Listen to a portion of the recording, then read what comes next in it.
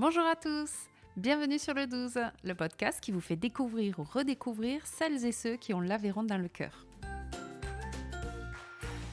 Qu'ils soient aveyronnais de naissance ou d'adoption, qu'ils soient restés ici ou partis à l'autre bout de la terre, je trouve leur parcours inspirant et j'ai très envie de les partager avec vous.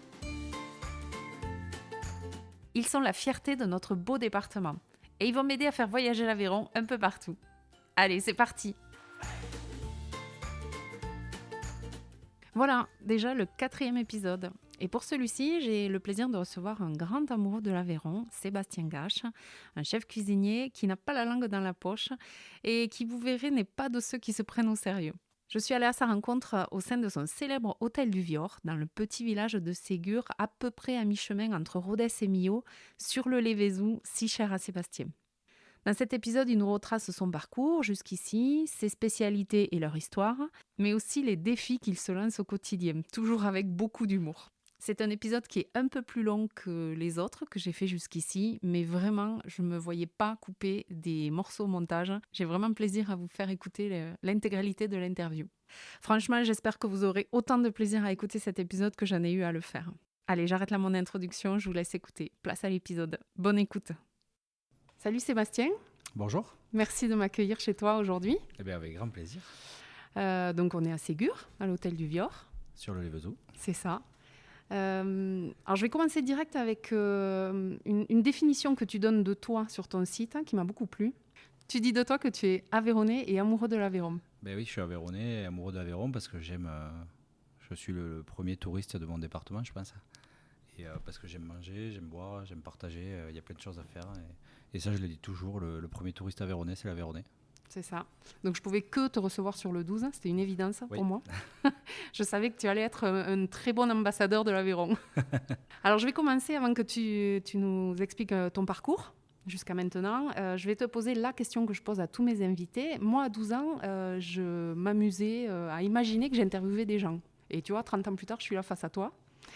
Toi, à 12 ans, tu rêvais à quoi? Tu jouais à quoi? Tu te disais, je ferais quoi quand je serai grand? Je voulais être basketteur. Génial. Ah ouais, et donc, tu es devenu basketteur? Oui, mais pas au niveau où je le souhaitais, sûrement.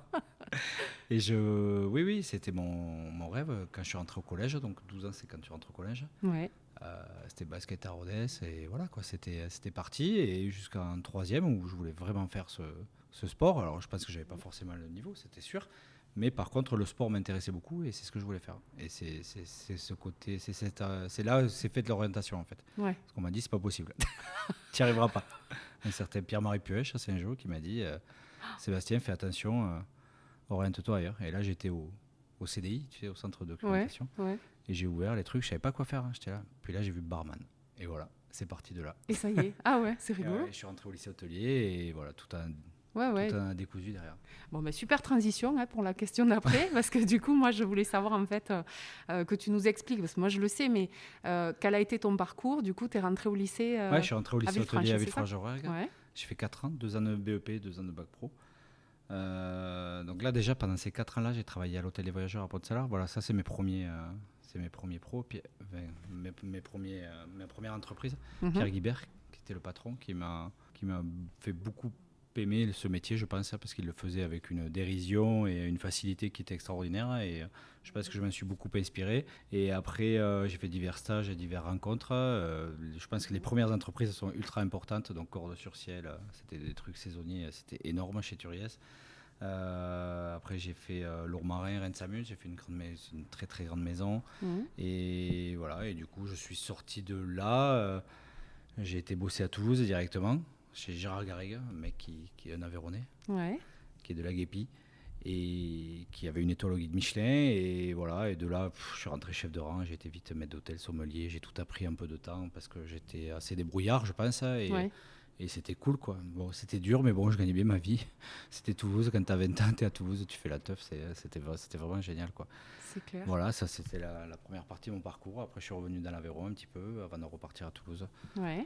On peut détailler, je suis revenu à Arques à 4 km, ça c'est quand même une chose importante parce que donc j'étais serveur, par contre il faut le savoir, j'ai un CAP et un BEP serveur, et donc du coup j'ai travaillé à Arques, j'ai fait l'ouverture de la bibliothèque, j'ai travaillé à l'ESSAC dans un bar, et un jour j'ai le téléphone qui a sonné, et qui m'a proposé de revenir à Toulouse en tant que directeur d'un restaurant étoilé. Sauf qu'en même temps, je venais de décrocher un poste, parce que j'avais jamais quand même trop quitté le basket. Ouais. Et je venais de décrocher un poste, mi-temps à l'ESSAC, mi-temps à Rodez, pour être éducateur sportif dans le basket. Donc on venait d'aménager dans Rodez, plein centre-ville. Ouais. Donc je travaillais à la bibliothèque à l'époque, à cette époque-là, c'était la brasserie qui est à côté de l'hôpital. Ouais. Et on me proposait ça, et c'était génial, quoi. J'avais mes 4 premiers diplômes, on me proposait de la formation, et de rester dans les clubs, et de vivre et de faire du basket, c'était extraordinaire.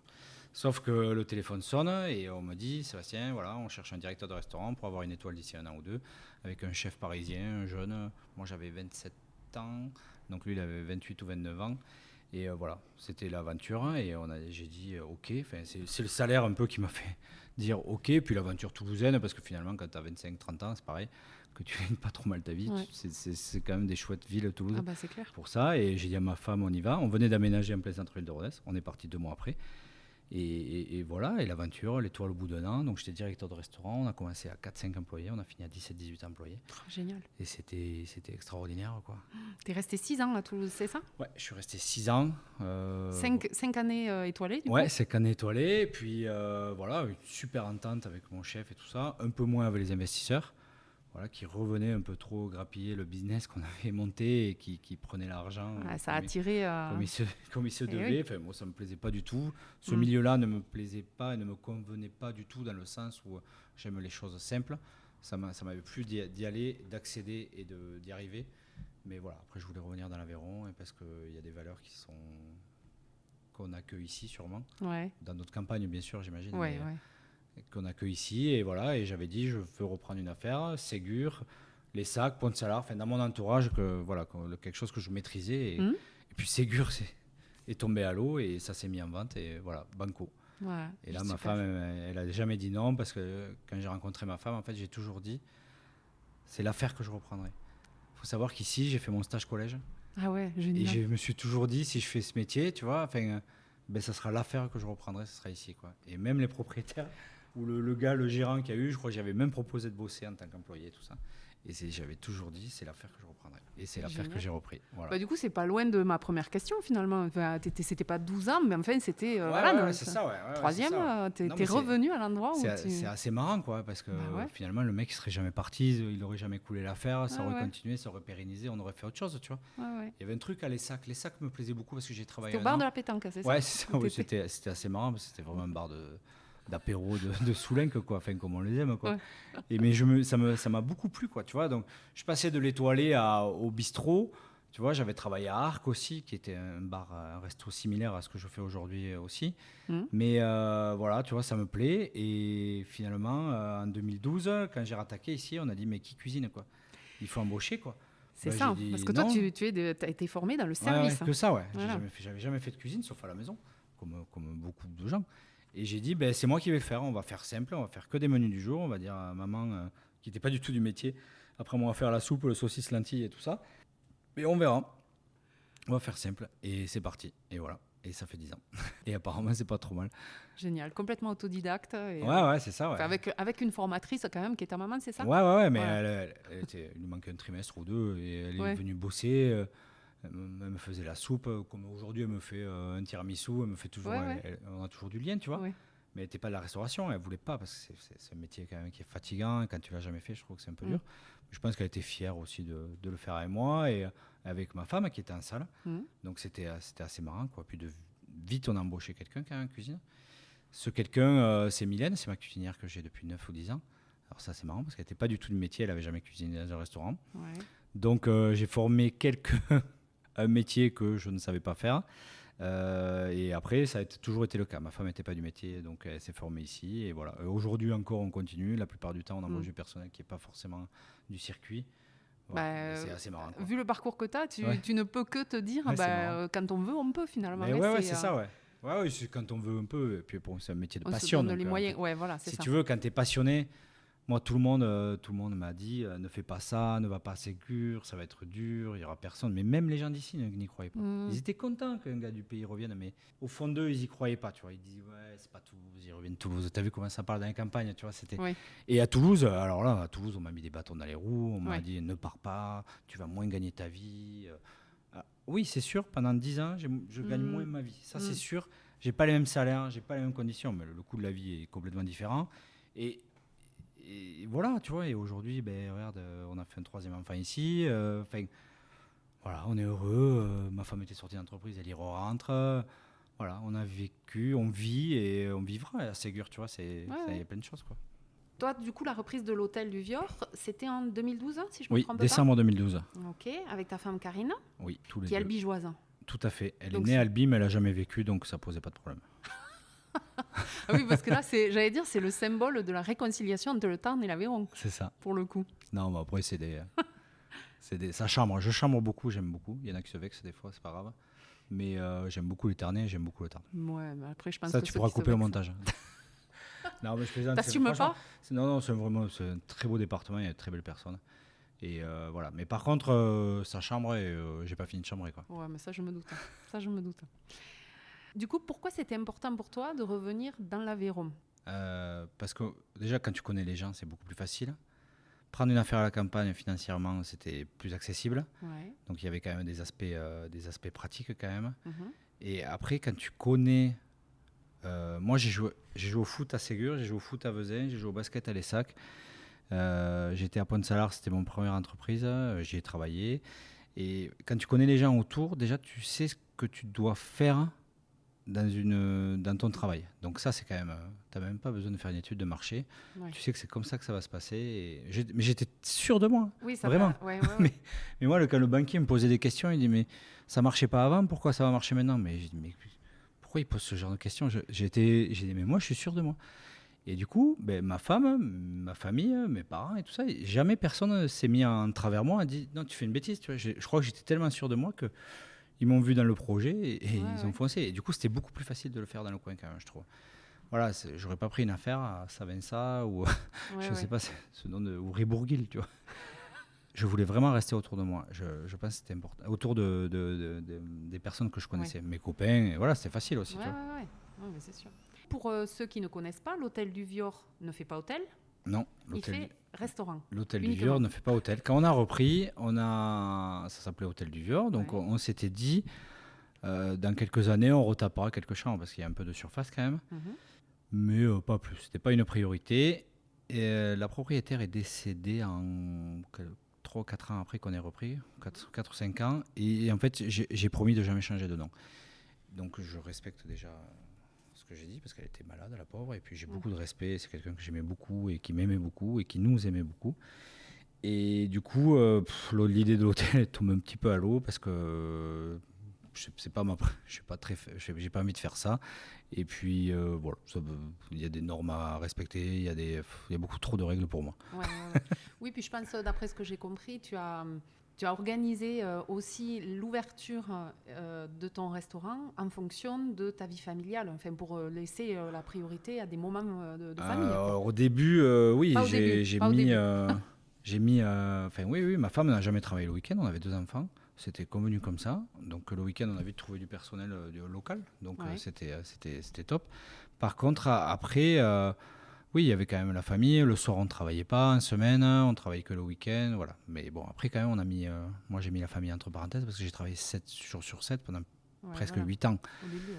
Donc il a fallu un truc qui s'appelle le Covid pour s'apercevoir que j'avais 3 enfants, quoi. Enfin, je m'en étais aperçu, il n'y a pas de problème. Mais dans la continuité et tout ça, quand même, ça a été un choc pour moi et Ouais. un bon électrochoc. Ouais, comme voilà, dirait c'est ma ça, femme. c'est ce que Ouais. j'allais dire. C'était positif, quoi. Mais oui, protéger sa famille toujours, parce que de toute façon, tu travailles au début avec beaucoup d'abnégation pour nourrir ta famille. Donc forcément, tu fais toujours en fonction de ta famille. C'est clair. Parce qu'il y a eu des moments plus durs que d'autres. Bah oui, Ça, les gens, j'imagine. ils ne voient pas, mais il y a 7 ans de travail, mais dur, Acharné. dur. Où toi, tu es toujours en train de jamais baisser la tête, de jamais pleurer, de jamais être négatif. Ça je l'ai beaucoup appris. Et voilà, tu vois, tu es toujours dans le positif, mais ça va passer, c'est bien, ça passe, et puis ça passe. Mais il y a un travail quand même qui est inconsidérable et je veux pas que les gens ils aient pitié ou qu'ils s'en aperçoivent ou autre, mais je veux avertir les gens qui vont dans ce sens-là, qui vont dans l'entrepreneuriat, à la campagne, tout ça, Ouais. que c'est dur quand même, qu'il faut avoir la foi, quoi. Ouais. Ça, c'est important. Il faut avoir la passion aussi, Ouais. parce que je pense que c'est peut-être ça Ouais. qui t'a Ouais, il faut qui a croire. fait que tu as Il faut tenu. croire. Moi, je suis passionné par mon métier, ça, c'est une chose, mais là, j'ai fait un métier de serveur, de directeur de restaurant et tout ça, tac. Tu peux faire un métier de cuisinier et tout ça, mais moi, je suis restaurateur. Ça veut dire que tu peux me mettre où tu veux aujourd'hui dans mon bar, dans mon resto. Et d'ailleurs, c'est même ma femme, elle est capable d'aller en cuisine alors qu'elle n'était pas du tout du métier, en salle, au bar, peu importe. Mais il faut avoir quand même, il faut savoir tout faire, quoi. C'est clair. Ah oui, la polyvalence, là, tu es obligé de Ouais. l'avoir. Tu donnes des ordres, mais bon, pour donner des ordres, il faut d'abord. Puis bon, quand tu sais pas faire, en plus, tu redoubles d'activité, d'efforts et tout ça, et tu peux pas dire à l'autre fais ça, je sais pas faire, tu vois. Moi, c'est ce que j'ai un petit peu de mal dans toutes ces grosses brigades et tout ça, et c'est une organisation, c'est militaire, c'est des brigades, c'est normal, c'est tout à fait. Mais je peux pas évoluer dans une grosse structure. C'était Toi, pas ça te possible pour moi. correspondait pas, toi. Voilà. C'était pas possible. Et d'ailleurs, on le voit ici, dès qu'on grossit un petit peu, on est 4, 5, voire jusqu'à 6. Voilà, on peut avoir des difficultés parce que on est tous un petit peu pareils, on sait tous tout faire ici. Et du coup, la personne qui rentre, soit elle arrive à faire tout et de s'adapter à nous, soit elle ressort de suite de l'entreprise. Et je le vois, c'est une force et c'est une difficulté. C'est que finalement, c'est un peu dur de travailler à l'Hôtel du Vieux, quoi. Et bon, c'est une fierté aussi parce que du coup, les gens, ils rentrent, ils se disent waouh, c'est dur, je ne m'attendais pas à ça. Non, il faut que j'ai. Ça m'est arrivé 2-3 fois là, il n'y a pas longtemps, donc je suis assez content. Tu vois. Il y a une vraie valeur du travail, quoi, et de la solidarité. Sur ton site, sur le site internet de ton restaurant, tu parles de tes spécialités et tu dis justement le fait que pour chaque plat que tu as mis en place, tu as fait systématiquement une recherche. Chaque plat a son histoire. Alors chaque plat a son histoire. Une recherche... oui, une recherche historique pour pourquoi je fais ça. Oui, ça c'est sûr, voilà. C'est une évidence. Mais après, moi je cuisine beaucoup comme j'aime manger. Ouais. Et c'est prétentieux, mais moi je fais tous les plats pour qu'ils deviennent une spécialité. Et du coup, quand tu donnes tout dans un plat, forcément les gens ils le ressentent, tu vois. Ouais, mais je pense. Voilà. Et du coup, ça peut être des choses simples parce qu'ici c'est des choses simples. Et du coup, c'est assez sympa, quoi. Quand je fais la première fois mes lasagnes d'escargot, c'est un des plats dont je suis le plus fier et qui a un gros niveau et qui a beaucoup de chefs étoilés qui le mangent et qui sont là, c'est trop bon. Alors ma femme, elle a dit arrête de te chauffer, t'as les cheveux qui gonflent. Mais moi, je suis tellement fier de ce truc parce que celle-là, je l'ai piqué à personne. Et quand j'ai fait ces lasagnes d'escargot, je l'ai fait la première fois pour un déjeuner escargot. C'est-à-dire qu'à 8h du matin, j'ai fait bouffer des lasagnes épinards, poitrine fumée, avec le bouillon, la crème d'ail qu'on mettait et tout, qu'on chipotait un petit peu à des papis qui venaient déjeuner, qui ont l'habitude de déjeuner tripous à 8h ou 9h du matin, quoi. Et quelle a été la réaction du coup? Alors, j'ai ce truc au début. Et quand ils ont goûté, ils ont dit Sébastien, mais donne-nous-en d'autres. Et c'était extraordinaire leur réaction, quoi. Et derrière, ils ont mangé leur vingtaine d'escargots coquilles classiques et tout ça. Ouais. Mais c'était extraordinaire. Et c'était un parti pris parce qu'on ne disait pas qu'il y avait des épinards dedans. En plus, il y a des épinards dedans. Mais on disait rien, mais les mecs ils bouffaient des épinards et je leur disais, tu diras à ta femme que tu as bouffé des épinards ce matin. Mais oui, mais c'est pas les mêmes. Mais c'était marrant, il y avait eu un échange sur les épinards, sur les escargots, sur plein de choses. Et cette entrée, je l'ai enlevée, je l'ai gardée un petit moment à la carte, et puis je l'ai enlevée et il y a 3-4 ans, 4-5 ans peut-être, je l'ai remise et c'est quelqu'un qui me l'a demandé sur un repas. Et j'ai dit, ah ouais, je sais faire ça, je me rappelais plus. Et on l'a refait, on l'a mis en place, on a fait une fiche technique et on ne peut plus l'enlever de la carte. Ouais, c'est pas commun. J'allais te poser la question de quel plat tu es le plus fier. Voilà, oui, c'est vraiment celui-là. Non, c'est pas celui-là. Mais... Et oui, parce qu'en fait, alors c'est compliqué. Ouais, parce que mais voilà, tu as les riz d'agneau persillés. Voilà, c'est les riz d'agneau. Je pense que vraiment l'histoire de l'Hôtel du Vieux, s'il y a un fil rouge, c'est les riz d'agneau. Ouais. Alors, tu vends plus de 2 tonnes par an? Oui. C'est un truc de fou, ça. Ou alors 2018-2019, là, il faudra voir cette année, mais on fait moins de déjeuners, moins de banquets. Ouais. Mais 2 tonnes par an, c'est incroyable. Alors, c'est un gros chiffre. Les gens ils disent waouh, des fois, mais même moi, je sais. Mais c'est vrai que là, une des premières statistiques, je crois que c'était en 2018, quand on regarde le relevé de mes 2-3 fournisseurs de riz d'agneau, il y avait plus de 2 tonnes. Ouais. C'était incroyable. Ouais, et les riz d'agneau, oui, parce que c'est pareil, il y a une histoire. Donc, à l'inauguration, en fait, en janvier 2013, un mois après que j'ai ouvert, on a fait un déjeuner riz d'agneau. Ouais. Et ma femme m'a dit, mais tu sais cuisiner riz d'agneau? J'ai dit, j'en ai fait une fois à la maison, ça va pas être très compliqué, quoi. Mais voilà, c'était tous dans... Mais là, tu cuisinais pour combien de gens? En fait, c'était 200. C'était tout dans l'insouciance, quoi. Et des fois, c'est ce qu'on manque quand on vieillit, on a un peu moins d'insouciance et c'est un petit peu dommage, mais bon, moi je garde la mienne.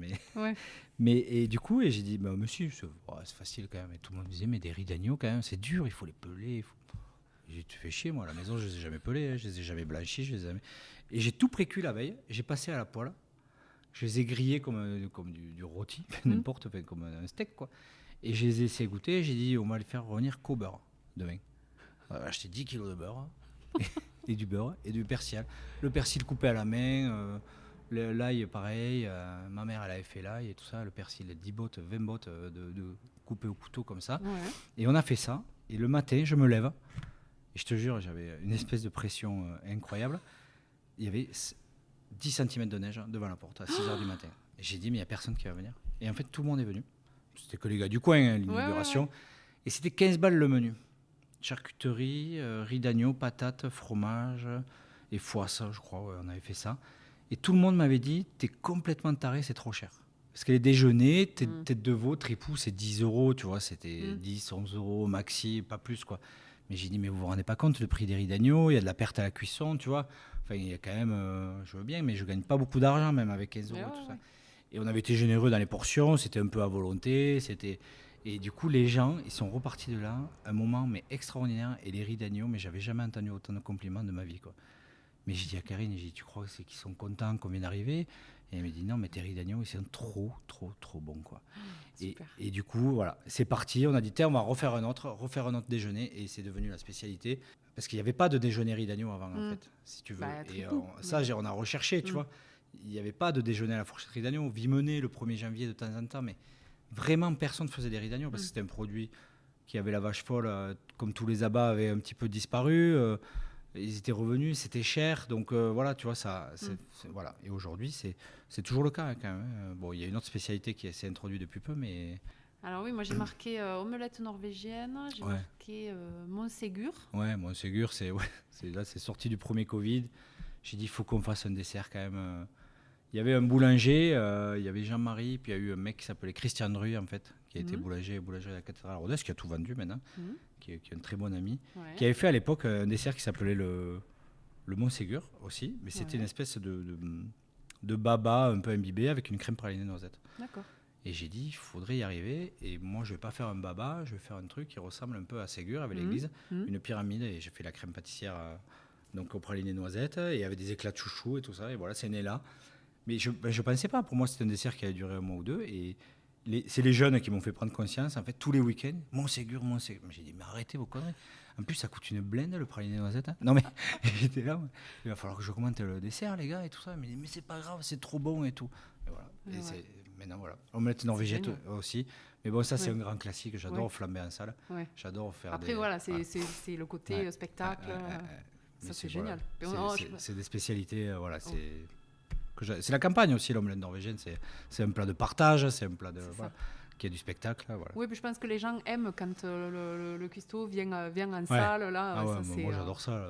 La semaine dernière, j'ai fait des cerises, j'ai flambé en salle. Servi sur une boule de glace vanille. Ça te manque pas, du coup, le service? Si, je fais les deux. Ouais, t'en souvent, fais toujours, je suis en cuisine le matin et le midi, je suis en salle. Voilà. C'est mon équilibre, je pense. Ouais, tu gardes contact avec les parce que clients. J'ai une équipe aussi j'ai une équipe qui assure en cuisine, donc ça me permet de faire ça. Okay. Mais je suis en cuisine à 7h du matin avec Mylène, qui est là aussi tous les matins à 7h. Et du coup, voilà, quoi, on bosse et c'est cool, quoi. Alors du coup, est-ce qu'on arrive au plat dont tu es le plus fier? Vas-y, je te laisse. Du coup, les riz d'agneau. D'accord. Voilà, les riz d'agneau. Ok. Parce que je pense que, c'est... Ouais. Et pour venir à la petite histoire, c'est ça que j'ai pas fini. Parce que pourquoi j'ai fait des riz d'agneau la première fois? Parce que ici, quand on était jeune, on venait le 1er janvier, on n'avait pas dormi. On revenait du réveillon, de la soute ou de Vezin, peu importe. Et donc, on jouait aux cartes, on continuait à boire la prune fruit et tout ça. Et Pierrette, Madame Vessière, faisait des riz d'agneau tous les 1er janvier à midi. Mais nous, on n'avait pas droit. Nous, on avait droit au retour de plat qui revenait de la salle. Elle nous jetait ça parce qu'on lui cassait les pieds ce jour-là. Et on disait, t'as pas mangé? Et elle nous jetait les plats, mais c'était trop bon. Et nous, on disait, mais vas-y, fais péter des riz d'agneau. Sauf qu'elle en avait juste prévu pour les gens de là, pas pour nous. Et puis, on lui cassait les pieds, clairement. Mais c'était parce qu'on était chiants, quoi. Et c'était ce souvenir-là, tout simplement. Super. Écoute, tu les as mis à l'honneur. Oui, parce que encore aujourd'hui, tu vois, ceux qui sont restés jusqu'à 4h d'après-midi, ils ont bouffé des riz d'agneau, quoi. Les gens viennent manger des riz d'agneau. Ils viennent pas manger le burger. De toute façon, ils savent, c'est des valeurs sûres. Ils savent pourquoi ils viennent chez toi. Puis et ils savent on les sert en quantité aussi. Ouais, voilà, aussi. Il y a une chose qui est qui est important chez nous, c'est la générosité des plats. Mm. Quoi. Mm. Moi, je cuisine vraiment. Il faut que la carte. Moi, j'ai envie d'entendre ma femme dire tiens, je viendrais bien bouffer ici. Quoi. Mm. Ça, j'aime quand elle dit ça. Mm. Tu vois. Là, je me suis dit, on est dans le vrai. Tu vois. Mm. Ça nous ressemble. Voilà. Et on n'a pas parlé du black flambadou. Voilà, le black flambadou.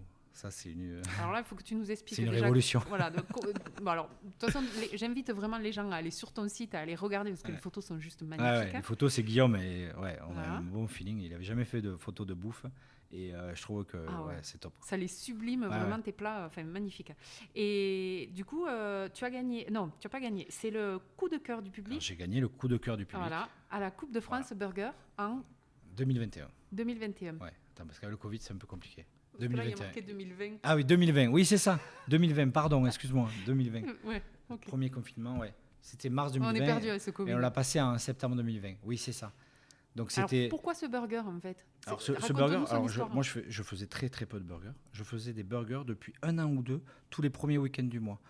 Mais en fait, si tu veux, le burger, je faisais ça vendredi, samedi, dimanche, le soir uniquement, et à emporter sur place, mais ça cartonnait. Au début, on en faisait 150, 200, on a fini jusqu'à 300 ou 400, parce qu'on travaillait des produits locaux. Et en fait, le fait de faire du burger, c'est tellement facile. Je suis désolé, mais je me critique moi-même, mais le burger, c'est assez simple. Et tu peux vite utiliser des produits de la région.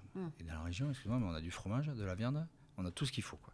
Et du coup, petit à petit, on faisait du buzz, on allait chercher un paysan, toi tu fais du fromage, toi tu fais ça, tiens, je le mets, tac, on le fait, et là, les mecs ils venaient, c'était génial. Et mon premier burger, c'est un classique, c'est une sauce gribiche, tome de brebis de Lilian et Mathilde à Prat de Salard. La sauce, c'était la sauce de la tête de veau vendredi midi, enfin, je veux dire, et mon steak haché. Voilà, ça c'était mon premier burger. Après, il y a eu l'histoire du flambadou. Le flambadou, repas de chasse, des lièvres, des trucs, des machins. Le lendemain du repas de chasse, j'ai dit, j'avais le capucin sur le fourneau. J'ai dit, mais pourquoi on n'essayerait pas de flamber un steak haché, ça? Explique pour ceux qui ne connaissent pas ce que c'est le capucin, capucin. C'est un entonnoir en fer que l'on chauffe très très fort, normalement dans de la braise. Donc c'est une grande tige en fer avec un entonnoir au bout qu'on chauffe jusqu'à ce que ça soit rouge. Et une fois que c'est rouge, on met un mou de lard gras de cochon dedans. Et par une opération magique qui s'appelle Maillard, en fait, si tu veux, il y a quand même une vérité, c'est chaleur plus graisse, ça fait flamme. Ça arrose le steak, ça coule et ça arrose le steak, ça donne un goût de lard fumé qui est extraordinaire. Mais c'est ouf, quoi. C'est vraiment un truc mais très très peu connu en France. Donc c'est l'Aveyron, mais même pas partout dans l'Aveyron, il y en a qui ne connaissaient même pas. On a un peu de région bordelaise, voilà, c'est très très peu connu, mais c'est vraiment technique de lièvre, finir les cuissons de lièvre, les gigots de sanglier, tout ça, quoi. D'accord. Mais on a dit pourquoi pas. Moi j'ai travaillé à Arques, 2 ans, ils flambaient tout, les roast beef, les trucs. Donc tu vois, dans chaque entreprise, en fait, tu prends quelque chose, quoi. Et c'est vrai qu'à Arques, c'est eux qui m'ont fait faire tilt. Attends, on flambait les roast beef, les mecs ils étaient super contents. On a les banquets de 3e âge la semaine et tout ça. Et j'ai dit, tiens, on va faire ça. Et là, on fait une vidéo et magie des réseaux sociaux, un buzz terrible, quoi. Qu'est-ce qu'il fait? Il est enjoying, j'étais enjoying à moitié réveillé, je flambais.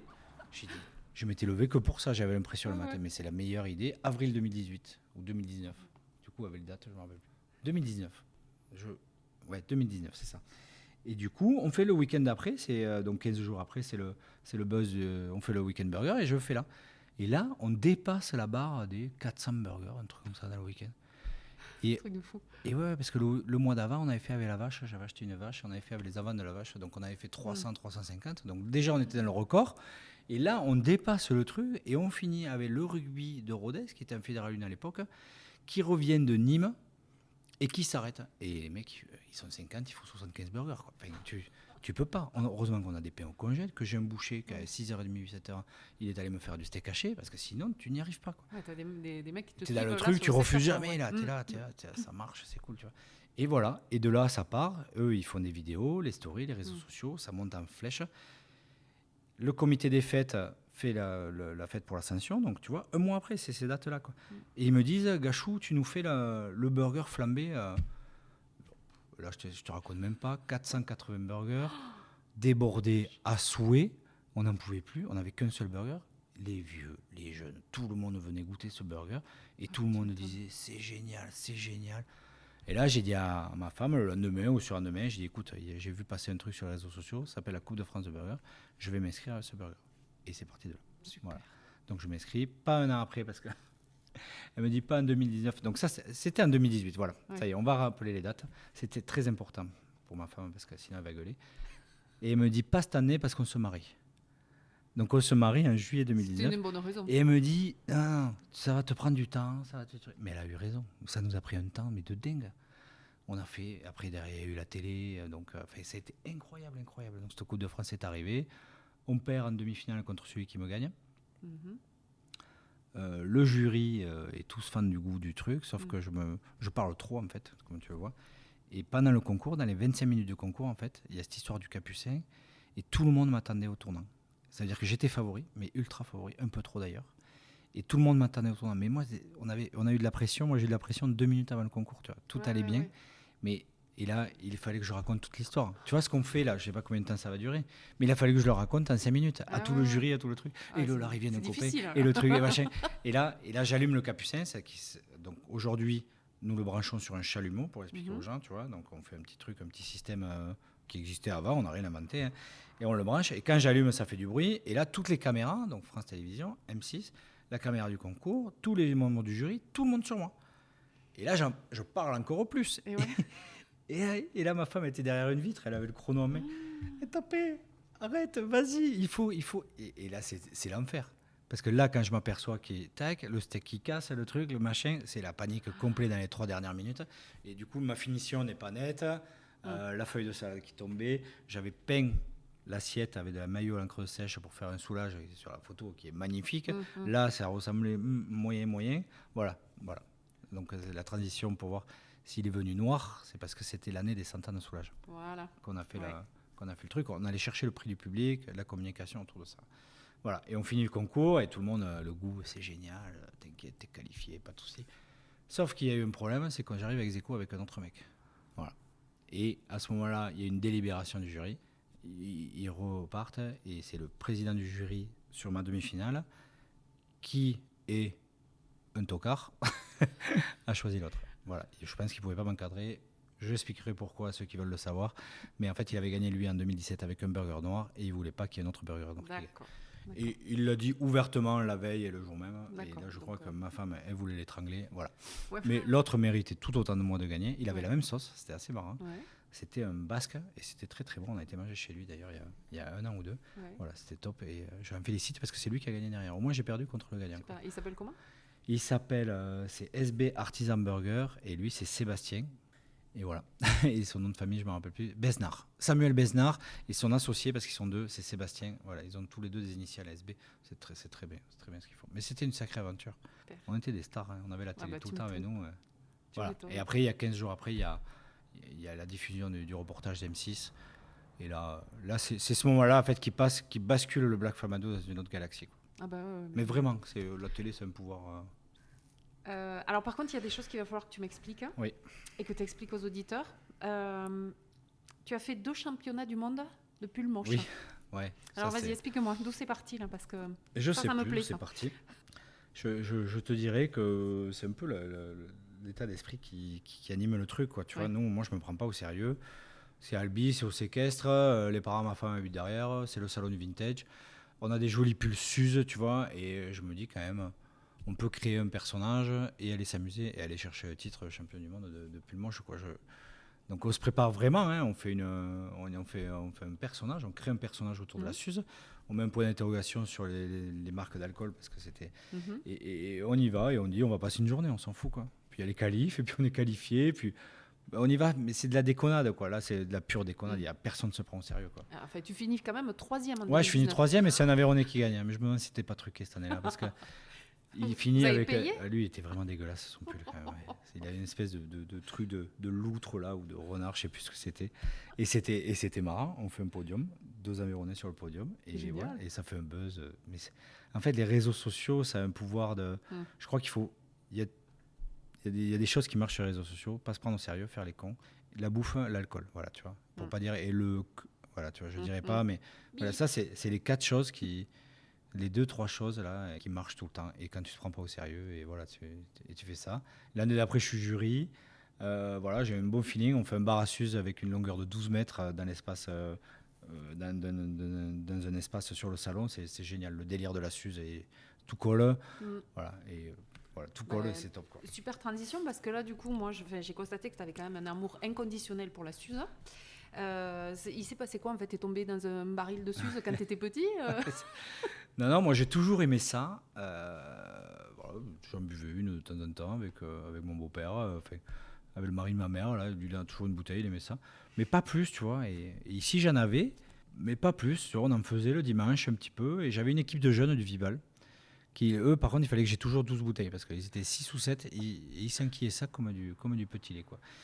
Et si tu veux, un jour, donc c'était un jour, il y a un salon, le salon France Boisson, où j'achète des bouteilles. Et il y avait une promo, 50 bouteilles achetées, 30 offertes. Tu vois. Mais vraiment un truc. Et là, je dis au gars, regarde-moi les statistiques, combien j'en fais dans l'année. Et j'en faisais une centaine de bouteilles dans l'année. J'ai dit, bon, 80 bouteilles, on Oui, va pas se ruiner. elles passeront quoi. On reçoit les bouteilles un mois après, un lundi. Et j'appelle mon serveur qui travaille pas ce jour-là d'ailleurs. Et j'ai dit, viens, descends, je vais en faire une vidéo. Et il descend de suite, il habite à Ségur. Et il descend, on aligne les 80 bouteilles sur le bar et on fait les cons, mais du Patrick Sébastien derrière. Et ça fait 10 000 vues dans la soirée, ce qui était énorme à l'époque. Ouais. Et qu'il est toujours d'ailleurs. On ne s'aime pas quand on fait 10 000 vues. Et le lendemain, les gars de chez Pernod viennent avec les représentants, des verres et tout. Wow, c'est génial ce que vous faites pour la marque, c'est super. À Paris, ils ont vu la vidéo. Oui, là, ça les a fait et tout. Mais j'ai dit, mais quand même, on n'a rien fait. Et du coup, on fait une soirée. Une semaine après, 4 juin, on décrète que ça sera la journée internationale de la Suze. C'est un breton qui avait décrété ça. Juin. Non, mais c'est nul, mais c'est un breton qui avait décrété ça et c'est tombé pile poil le jour où j'ai fait ma première soirée. Voilà. D'accord. Et du coup, on fait la soirée et figure-toi qu'on a passé les 80 bouteilles. Alors, je le dis, mais l'abus de l'alcool est dangereux pour la santé quand même. Je ne dirais pas le nombre de personnes qui avaient cette soirée, ça serait indécent, et qu'il y avait beaucoup de chauffeurs. Mais voilà, il faut faire attention quand même. Mais la Suze, c'est pas fort, ça fait 15 comme le vin. Du coup, ça pourrait faire une bonne raison de faire un hôtel, là, parce que oui, pour le coup. Mais attends, je te raconte l'histoire. L'année d'après, on décide une date en plein hiver, parce que dans l'été, moi, j'aime pas faire des soirées, c'est plus pour les comités, les trucs et tout ça. Ouais. Et on décide de faire une vraie soirée Suze, et on l'annonce le 30 décembre de l'année d'avant, le 30 décembre pour une soirée au mois de février. Et là, on fait une vidéo, et on aligne tous les verres, on fait un Suze-bombe, des petits verres qui tombent dans les trucs, plus une pyramide de mignonnettes, parce qu'il m'avait filé un nombre inconnu. Ouais, je me doute, ouais. On te fait une pyramide, il a fallu découper les photos de famille pour faire un truc. Karine était folle. Mais Karine n'était pas là. Et j'étais avec un pote, avec mon meilleur pote, et on buvait l'apéro, c'était un vendredi soir à 22h, et la veille du réveil, il n'y avait plus personne. Et j'ai dit, on fait ça, il me dit, allez, on y va. Et là, alors je sais pas, le 31, souvent c'est bon pour publier, je vous le dis, des vidéos, parce que les gens sont beaucoup sur leur réseau, ils ne travaillent pas, et c'est assez important. Et du coup, on fait ça, et ça fait un buzz, mais terrible. On est, je sais plus, on avait touché 500 000 personnes, un truc comme ça. Et c'était incroyable. Et là, j'ai dit, mais on va faire la soirée, ça va être un truc de fou, quoi. Et on fait la soirée, on passe 120 bouteilles, ça fait du buzz, mais on sent que la Suze, quand même, c'est quand même assez restreint en termes de clientèle et tout ça. Ok, l'année passe, donc déjà gros buzz, machin. Et l'année d'après, pareil, on est reparti pour une soirée Suze. Là, il y a Suze France qui descend. Là, on rigole plus. Il y a les élus, il y a les trucs. Donc, je suis ambassadeur Suze France. Et une fille qui descend, ils font descendre un bar à Suze. Enfin, vraiment, là, on enlève toutes les tables, toutes les chaises, on ferme la route, feu rouge, circulation alternée, des chapiteaux, 120 mètres carrés de terrasse chauffée. Incroyable. Pire que si le président... un truc de fou. La presse, via là. Non, mais vraiment, le maire et tout. J'ai dit, là, on est dans un autre monde. C'est de l'alcool quand même. Enfin, je veux dire, moi, j'ai mon fils qui est au collège en 3e. C'est clair. On se bat contre l'alcool pour les mineurs et tout ça. Mais là, tu te dis, la Suze, c'est quand même un monde à part, quoi. Et la soirée se passe. Et minuit 20, minuit et demi, ma femme, Karine, qui vient me voir, elle me dit, putain, mais t'as mis où les éco-cups et tout ça? Et j'ai dit, là, ils sont tous là. Et bien, 500 personnes étaient passées chez moi. C'était blindé, j'avais pris des agents de sécurité, tout ça. On avait hébergé, donc voilà, à peu près 35-40 personnes de Nîmes, de Bordeaux, de un petit peu partout, de Paris. Donc Arc était complet, l'hôtel à côté, d'où j'aurais pu faire l'hôtel. Les chambres d'hôtes et les gîtes étaient complets, et Pont-Salar, pareil, l'hôtel. Mais c'était incroyable, quoi. Et tout se passe merveilleusement bien. Des statistiques de boissons incroyables. Hein. C'était de l'ordre de 145 bouteilles de Suze. Du coup, il y en a qui font le pèlerinage, en fait. Ouais. Il y en a qui font le pèlerinage. Alors, il y a pour deux choses, pour ça, et parce que aussi j'ai la Suze à la pression. Moi, voilà. Depuis 2-3 ans, on infute nous-mêmes la Suze et le Schweppes, et on l'a à la pression. Et voilà, on fait deux fûts. En tonique, en fait. Ouais. C'est un peu la mode. Alors, c'est marrant parce qu'aujourd'hui, là, tu vois, j'avais l'ancien directeur régional de Pernod qui est passé. Et il me racontait une histoire qu'il ne m'avait jamais racontée. que Suze, à cette époque-là, en 2018, dans ces eaux-là, quand je faisais mes premières soirées, cherchait des ambassadeurs Suze, mais dans les villes, des bars à bobo et ce que c'est aujourd'hui. Tu vois, ils mettent les moyens sur Paris, Lyon, mais dans des bars branchouilles, bobo, où ils se boivent pas. Enfin, after work, en fait, tu comprends, tout le monde comprendra. Et du coup, lui, il propose ici, quoi. Et ils disent, mais non, ça ne nous correspond pas du tout, c'est la campagne, c'est des alcooliques. Enfin, grosso modo, ils ne disent pas ça, mais c'est un peu ça, tu vois. C'est du volume, mais on s'en fout, ça ne fera pas une image. Et il dit, si, c'est là qu'il faut le faire. Et ils ont mis un petit peu de moyens sur moi. Et du coup, j'ai quand même des publications, parce qu'il y a une page qui s'appelle La Suze, c'est la vie, qui a eu des publications jusqu'à 1 million de personnes. Donc, si tu veux, ils m'ont jamais, sur Facebook, ils m'ont toujours bien considéré. Le fait que je sois un restaurateur, ils me considéraient doublement. Et donc, du coup, je suis devenu, entre guillemets, ambassadeur Suze. Ouais. Et ils m'apprécient beaucoup parce que je suis le plus gros débit de Suze en France. Donc, impressionnant. Voilà. Bravo, en tout cas. C'est génial. Mais non, mais tu dis pas bravo, c'est de l'alcool. Mais oui, mais bravo dans le sens où je pense. Non, bravo en fait. Non, mais c'est vintage en fait. C'est beau pour, la Suze. pour ce que, en fait, c'est pas ça. Je pense que c'est pas tant par rapport à l'alcool, mais c'est le buzz que ça peut générer. générer. Et puis, mais toi, en fait, l'histoire qu'il y a derrière et toi, il y a une histoire. Ta passion, mais j'ai pas mis la Suze. Il y a des gens qui me disent, tiens, on va faire une soirée Suze. Mais je dis, fais gaffe, ça marchera pas. Non, mais tu vois. Ouais. Il y a un gars à Rodez, le bec verseur, tu vois. Lui, il va faire une soirée Suze, ça va marcher. Parce que lui, il a travaillé à Lyon, il a cet esprit. Je trouve qu'il est dans le vrai, tu vois. Enfin, il est dans cet esprit-là, Fabien. Et ça marchera, mais il le fera parce qu'il le fera au bon moment, à l'heure où il faudra. Mais il y en a qui vont essayer et ça marchera jamais. Mais parce que ça va avec le personnage. Oui. On avait fait les Suzes d'or. Alors, les Suzes d'or, on en a reparlé, je te dis, ce matin. C'était génial parce que j'avais fait un vote, j'avais sélectionné 10 personnages qui ont un lien avec l'Hôtel du Vior et la Suze. Alors, c'était énorme, quoi. Et je leur avais demandé une photo à chacun.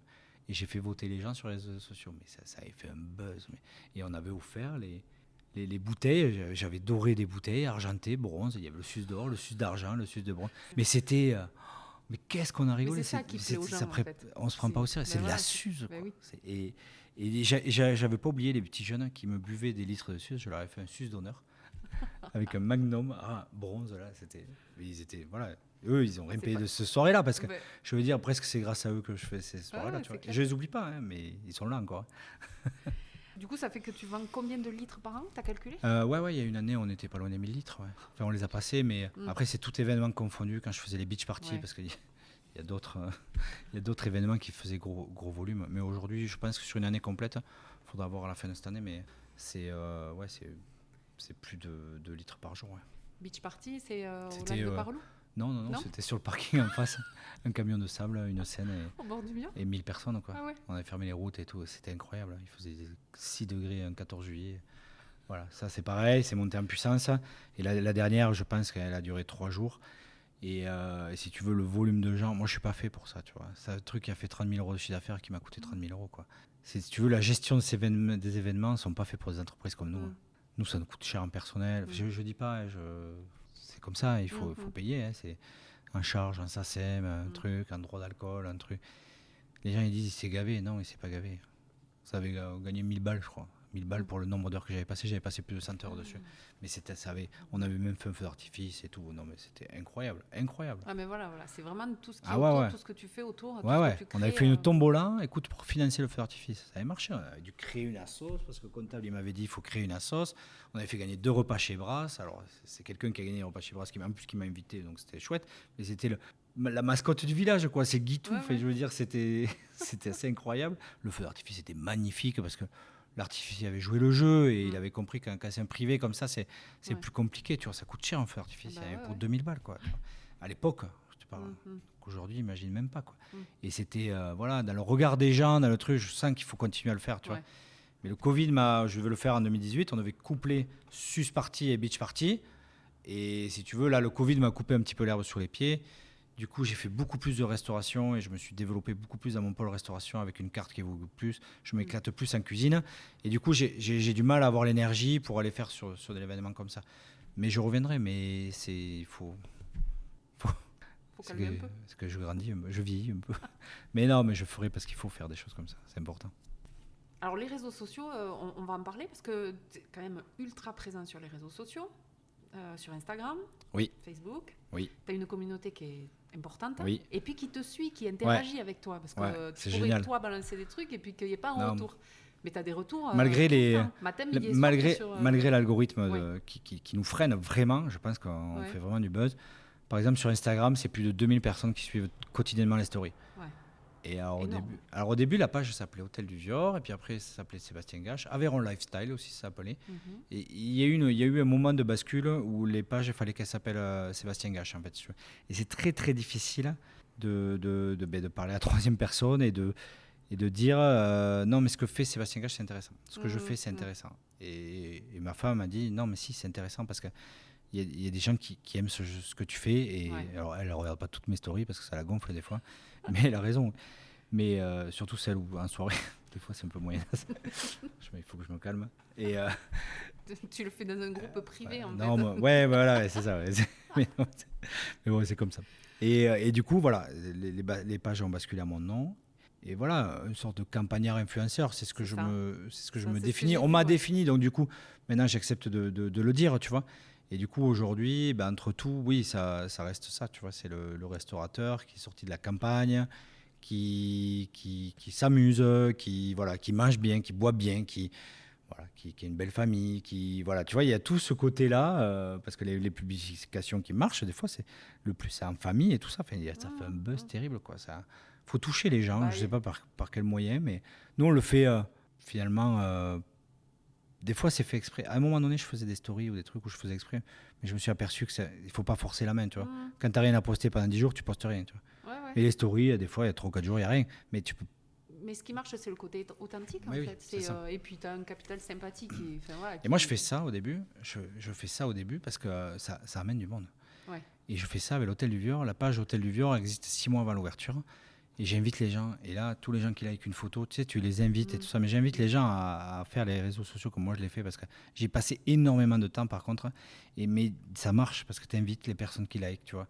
Et ça interagit. Et voilà, il faut créer du buzz et de l'interaction, je sais pas si ça se dit. Ouais. Et du coup, c'est vachement intéressant. Mais par contre, ça prend un temps de dingue. Ouais. De dingue. Aujourd'hui, c'est facile. Je mets un truc, ça marche. Vraiment, c'est facile. Mais il y a eu un travail en amont qui a été fait, qui a été assez. C'est même le temps de faire sa place c'est et difficile de même pour créer, l'entourage, quoi. Tu vois, Mais aujourd'hui, mais moi, je regarde oui, à très table, peu. on te disait, tu laisses ton téléphone tranquille. Quoi. Bon, après, c'est à table, ça, c'est toujours moi qui ai dit, il n'y a pas de téléphone à table. Mais vraiment, oui, il y a des fois, oui, il y a des soirs où tu peux regarder plus de raison ton téléphone. Mais c'était du travail. Ah bah oui. Aujourd'hui, on a créé une petite entreprise qui s'appelle Sébastien Gache, campagnard influenceur. Donc, on fait, alors on facture pas, hein, mais enfin, si, on facture aussi, pardon, sur de la prestation. Ou s'il y a besoin de posts de réseaux sociaux, ou voilà, j'interagis, un cours de cuisine ou autre. Aujourd'hui, on développe une marque autour de ça. Il y a le flambadou à la vente, il y a tout quelque chose qui se développe qu'on ne peut pas faire avec l'Hôtel du Vior. Donc on peut le faire, mais qui est bien quand même, c'est détaché quand même, je trouve.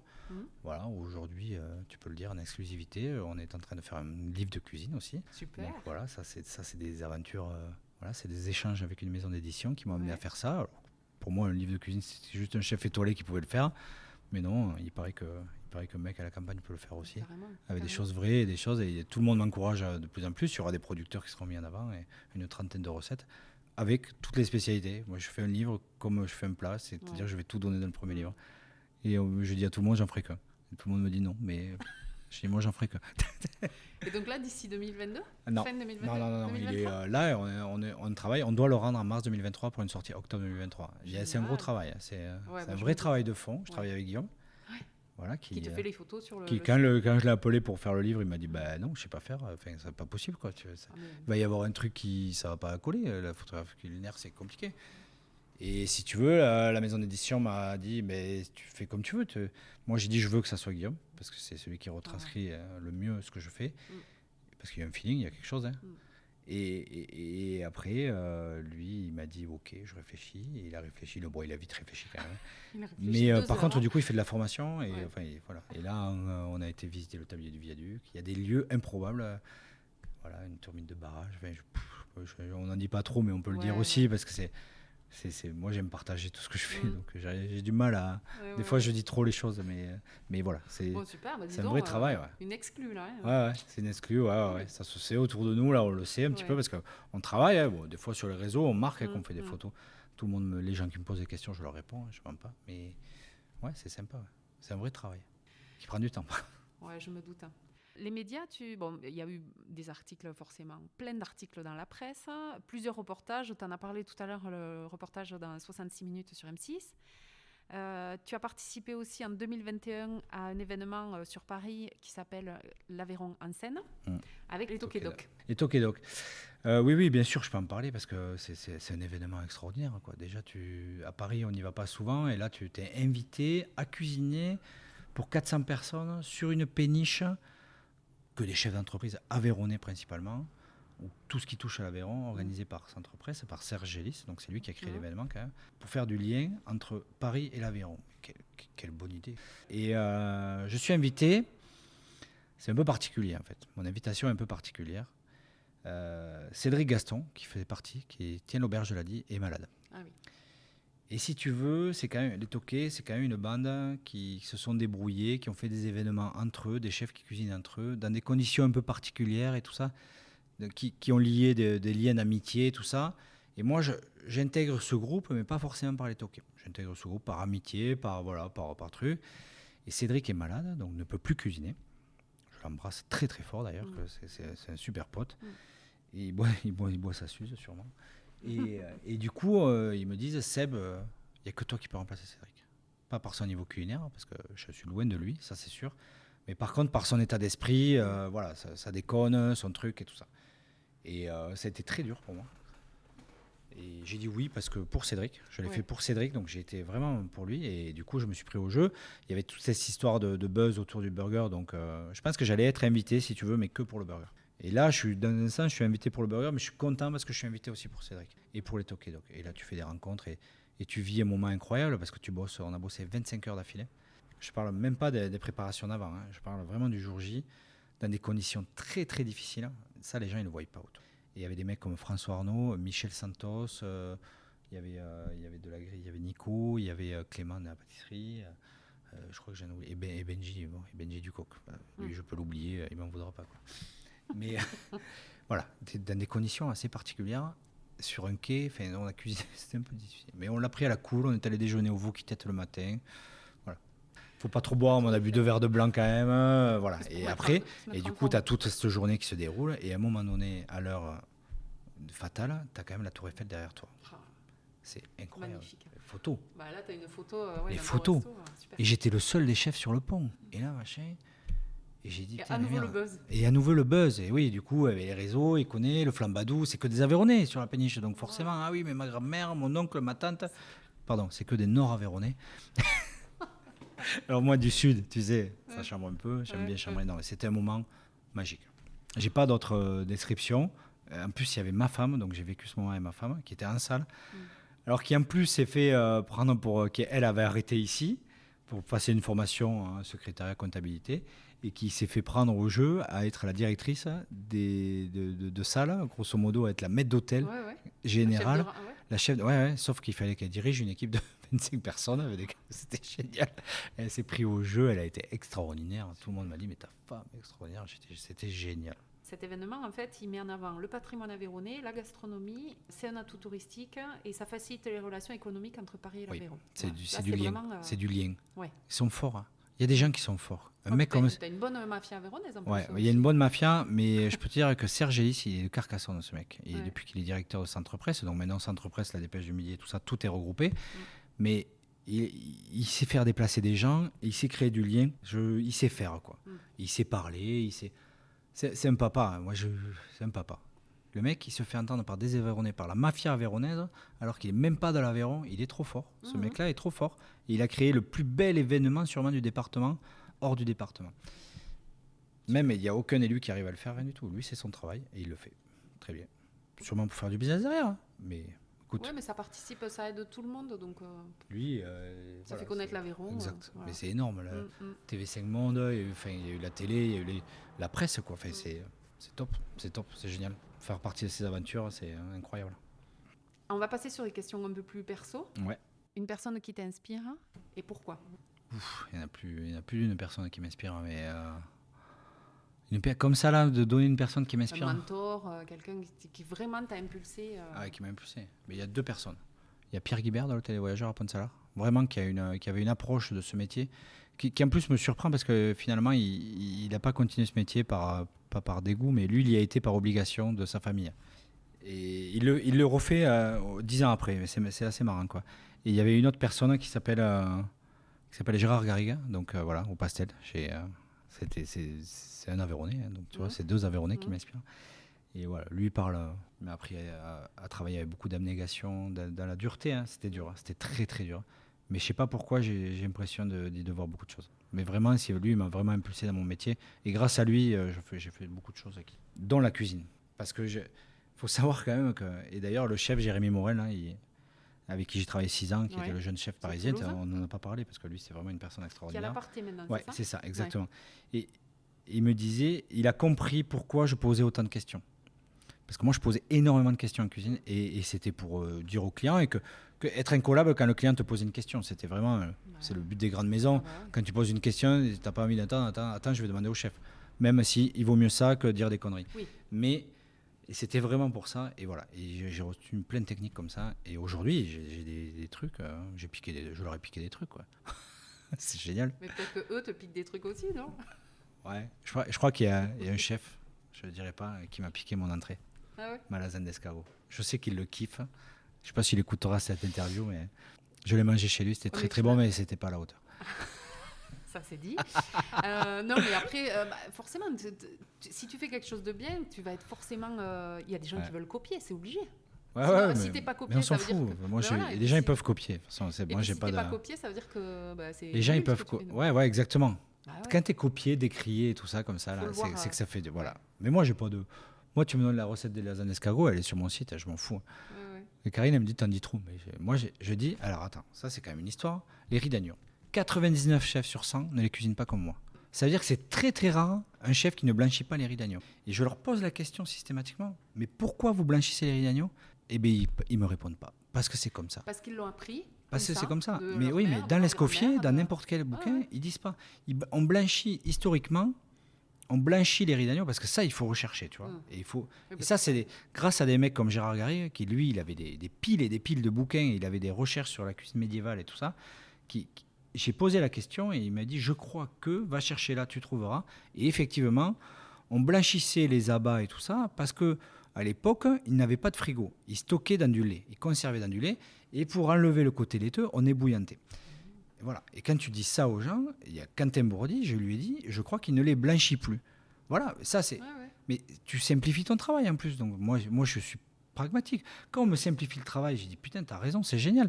Tu vois. Et il y a des gens qui veulent pas. Et on va manger des riz d'agneau et on a des trucs spongieux, voilà, des éponges, qui sont gorgés, et qui sont pas roustis. Moi, c'est de la viande, tu vois. Mais moi, ma grand-mère, elle disait, le travail fait ne porte pas peine, et le travail qui n'a pas besoin d'être fait non plus. C'est ça. Finalement. Mais oui, mais moi, je suis un feignant, moi. Je ne veux pas savoir, quoi. Je me lève tôt le matin, je fais beaucoup d'heures, mais plus on peut simplifier les choses, mieux c'est, quoi. Ça t'arrive d'avoir des doutes, des regrets, des remords?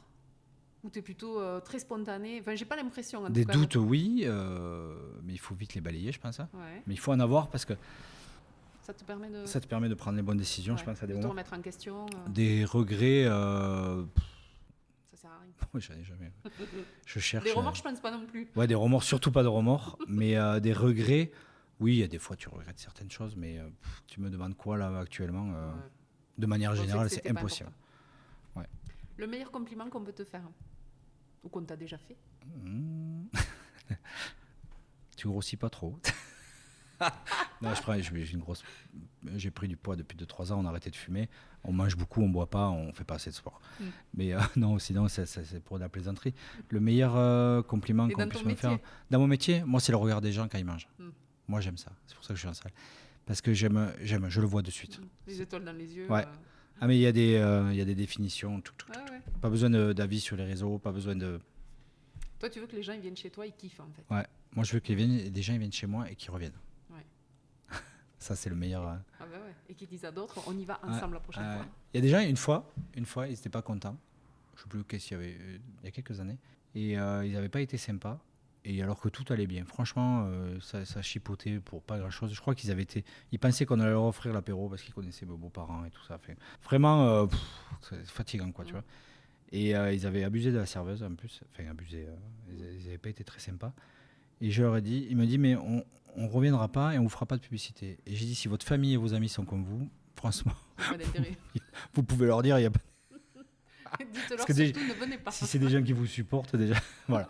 C'est arrivé une fois, ou 2 fois, je crois que voilà, très rarement. Ouais. J'ai mis des gens dehors, plus le bar parti à col, côté comportement, mais bon, ça c'est quand on sert de l'alcool, c'est comme ça. Mais voilà, les gens sont de manière très contente. Après, je suis pas tendre des fois.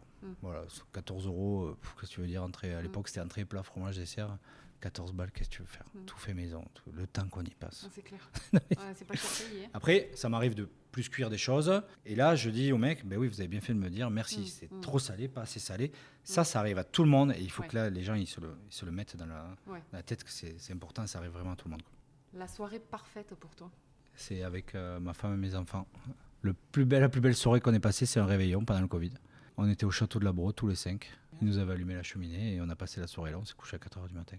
Bon, les enfants s'étaient montés un peu plus tôt, mais voilà. Ça, c'est la soirée parfaite. Et la deuxième soirée parfaite? Et la deuxième soirée parfaite, c'est des copains et de l'apéro et à manger. Non, mais je pense qu'on fait un métier, en fait, si tu veux. La boisson, les gens, ils aiment ce que tu fais et tout ça. Parce qu'on parle, c'est universel, en fait. Boire et manger, c'est universel. Tu sois jeune, vieux, riche, pauvre, noir, blanc, ce que tu veux, mais on mange. Ça crée le lien. Mais oui, mais dans tous les pays, dans toutes les nationalités, dans toutes les régions, franchement, il y a quelque chose de bon tout le temps. Tu vas dans l'Aveyron, on a des multitudes d'eux, mais là on a été à Vittel, on a été manger des cuisses de grenouille. Tu t'imagines, on a fait 780 km pour bouffer des cuisses de grenouille. Quand même. Il faut être frappé dans sa tête. Mais c'est pas grave, on a rencontré des gens, tu vois, c'était génial, tac, tu fais l'apéro. Voilà, c'est ça, c'est génial. Alors, 3 traits de caractère. Si je demande à ta femme, à tes enfants et à tes copains. Alors, si je demande à ta femme, qu'est-ce qu'elle dirait? Je sais pas qu'est-ce qu'elle dirait. Je la fatigue tout le temps, je crois. Épuisant. Ouais, il est épuisant, oui, souvent elle le dit ça, je suis épuisant. Tes enfants, ils diraient quoi de toi? Mais pas pour toutes les raisons, elle va te dire. Non, je suis épuisant parce que oui, je suis un peu chiant, ouais. Il y a toujours une idée, il y a toujours un truc, il faut toujours faire quelque chose. Allez, on va manger, là. Ça la fatigue. Mes enfants, super papa. Génial. Je crois que ils sont tellement. Après, on leur parle tellement de moi à l'école, l'histoire du burger, de la télé, que ce soit à l'école ou au collège, c'est Gachou, quoi. Gachou, il fait des burgers, c'est génial, il passe à la télé. Moi, je crois qu'ils sont assez fiers de moi. Ils sont fiers, ouais. Moi, je suis content de ça. Je suis content. Alors, tes copains, par contre, juste avant que tu répondes, il y a 2 jours, j'ai croisé un très bon copain à toi, dont je tairai le nom parce que c'est pas pour la paix des ménages, mais c'est pour la paix des amitiés. Tu chercheras qui c'est. Il m'a dit, je lui ai dit, dans 2 jours, j'avais interviewé Sébastien. Il m'a dit, bon courage. Alors, tu chercheras qui c'est. Bavard. C'est ça que tu veux me faire dire? Je suis bavard. Non, je sais pas. Non, mes copains. Bon courage. Non, alors... mais mes copains, c'est Bringer. Bringer. Je m'arrêterai jamais. Je me calme un peu, mais je peux pas. J'aime trop ça. Enfin, je sais pas la déraison. Ma femme me dit, il faut plus aller en boîte parce que oui, elle a raison. Mais c'est sûr parce que c'est malsain. Mais par contre, faire l'apéro avec les copains, mais l'autre dimanche soir, on a fait le déjeuner d'agneau, on a fait 260 couverts. On est allé boire 2 Ricards au café à Pont-Salar qui vient de réouvrir par une petite. Putain, mais quel beau moment. Ouais. Et en plus, ma femme est venue. Donc là, j'étais encore plus content. Mais quel beau moment, avec des petits jeunes, mais quel beau moment. Voilà. On arrive vers la fin, en fait. Ouais. Donc là, ça va être vraiment du tac au tac. Okay. Des petites questions sur l'Aveyron. Pas de souci. Bon, les précédents invités, je leur ai toujours demandé cuisine 1-1 ou cuisine 1-1. Alors toi, c'est cuisine aveyronnaise ou cuisine aveyronnaise? Ou une autre cuisine, mais bon. Cuisine du Lévezou. Cuisine du Lévezou. Ouais. Parce que si je suis fier de l'Aveyron, je suis fier du Lévezou quand même, parce que le Lévezou, on rame derrière l'Aubrac et derrière l'Ouest Aveyron et tout ça, et alors qu'on a des valeurs de ouf, quoi. Le plat que tu préfères manger? Il faut répondre au tac au tac. J'avais mangé aujourd'hui les riz d'agneau. Un mot pour représenter l'Aveyron? Oh, c'est dur, hein. Magnifique. Tu peux pas dire autre chose, quoi. Un endroit où tu aimes aller en Aveyron? Où tu aimes te ressourcer, où tu aimes... Ah oui, ça, les gens me posent beaucoup de questions sur ça à chaque fois. Faut savoir, je vais nulle part. Tu vas nulle part. Mais j'aime bien me balader et j'aime bien aller à Vierge-du-Lac ou au Mont-Seigne. Sur le Lévezou, voilà. Ouais, je suis pas comme les gens, je vais pas sur l'Aubrac. Mais je me fais pas de copains, hein, mais c'est pas mes copains à l'Aubrac. Mais il en faut pour tout le monde. Et non, puis mais c'est je bien, plaisante. ça fait aussi C'est comme le Tarn, c'est une plaisanterie. Non, mais c'est pas ça. C'est que, si tu veux, il y a toujours le braque en avant. Et on m'a expliqué, parce que maintenant, quand même, je suis de temps en temps avec le département, de temps en temps avec le truc. On m'a expliqué que le braque, c'est une tête de gondole, avec conque et tout ça, et que c'est normal qu'on parle d'eux, parce que c'est très télévisuel et tout ça. Quoi. Voilà. Mais les gens du Levezou me disent... Le Levezou est magnifique. Ouais. Donc, Et ben nous, dès qu'on a des caméras et dès qu'on a cette opportunité et la chance d'avoir, on les amène dans les plus endroits. Mets-toi à la carte. On était à la Vierge du Lac et c'est un impact incroyable. Ah ouais, non. Est-ce que ça t'arrive de parler en patois? Non. D'accord. Tu dis même pas Miladiou, quoi. Si. Juste pour Il juger. n'y a que ça. Après, je le comprends. Surtout qu'un mec qui me dit des conneries, je le comprends. Ouais. Mais sinon, non. C'est Je connais pas le patois, vraiment. Ok. Du coup, on arrive à la fin du podcast. Qu'est-ce qu'on peut te souhaiter pour la suite, hein, Sébastien? Beaucoup de choses parce que on a des projets, on a plein de choses. La pérennité avec la famille, quoi. Vraiment, ça c'est plus on vieillit, depuis qu'on a des enfants, depuis que je suis avec ma femme, j'ai quand même ce truc. Heureusement qu'elle est là parce qu'il y a un équilibre. Et ça, il faut que ça soit pérennisé tout le temps. C'est vachement reposant, ça donne l'énergie, ça fait tout. La famille, c'est tout. Super. Voilà. Ouais, très très bonne conclusion. En tout cas, merci beaucoup. J'ai passé un chouette moment avec toi. Mais moi aussi. Merci beaucoup. Et puis, écoute. Maintenant, on va boire un coup, j'ai soif. Ouais, c'est ça, voilà. Ouais. Non, c'est cool, merci à toi. Merci.